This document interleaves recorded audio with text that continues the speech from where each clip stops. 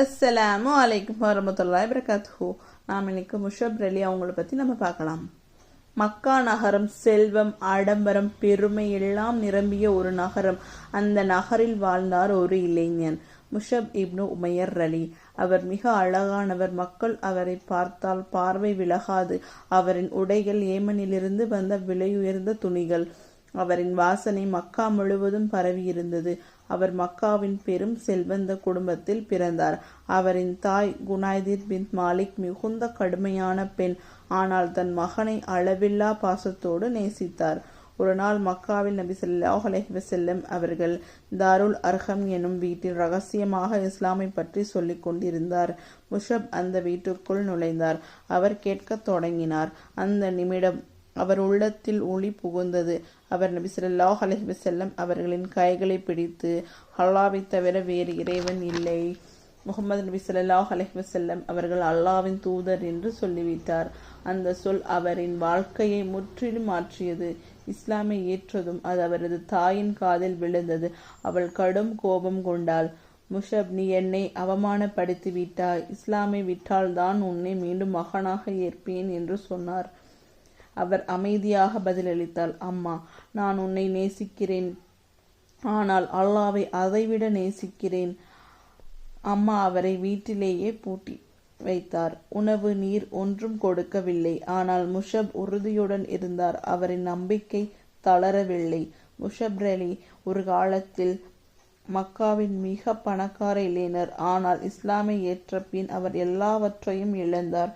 செல்வம், வீடு, குடும்பம், ஆடம்பரம் ஒன்றும் அவருக்கில்லை. ஒரு நாள் அவர் நபி ஸல்லல்லாஹு அலைஹி வஸல்லம் அவர்களின் அருகில் வந்தார். அவரின் உடை பழைய ஆடையில் மூடப்பட்டது.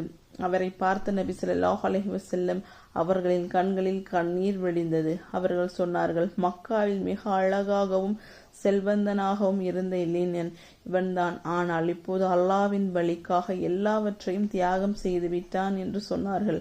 மதீனாவின் சிலர் இஸ்லாமை ஏற்ற பின் நபி ஸல்லல்லாஹு அலைஹி வஸல்லம் அவர்கள் கூறினார்கள், அவர்களுக்கு குர்ஆன் கற்பிக்க நம்பிக்கையுடன் ஒருவரை அனுப்ப வேண்டும் என்று.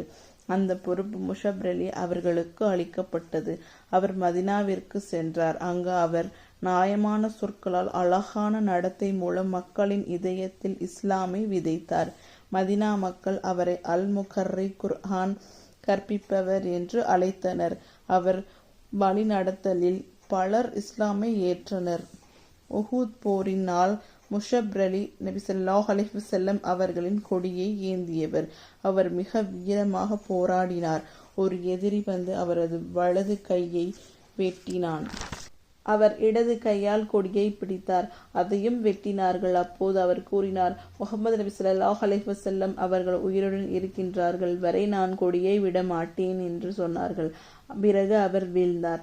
அவரின் உடலில் பல காயங்கள் இருந்தன. ஆனால் அவரது முகத்தில் ஒரு அமைதியான ஒளி தெரிந்தது. போர் முடிந்த பின் நபி ஸல்லல்லாஹு அலைஹி வஸல்லம் அவர்கள் போர்க்களத்துக்கு சென்றார்கள். அங்கே முஷப் அலி அவர்களின் உடல் கிடந்தது. அவரை மூடுவதற்கு ஒரு துணி மட்டுமே இருந்தது. அதை தலைக்கு போத்தினால் கால்கள் வெளியில், கால்களுக்கு போத்தினால் தலை வெளியில். நபி ஸல்லல்லாஹு அலைஹி வஸல்லம் அவர்களின் கண்கள் நீர்த்தது.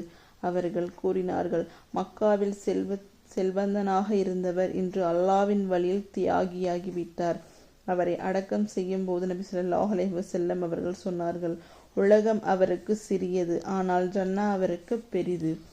முஷப் இப்னு உமையர் அலி நமக்கு கற்றுக் கொடுத்த பாடம், உலகத்தின் அழகு நிலையில்லை, அல்லாஹ்வின் வழியில் நம்பிக்கையுடன் இருப்பது உண்மையான அழகு.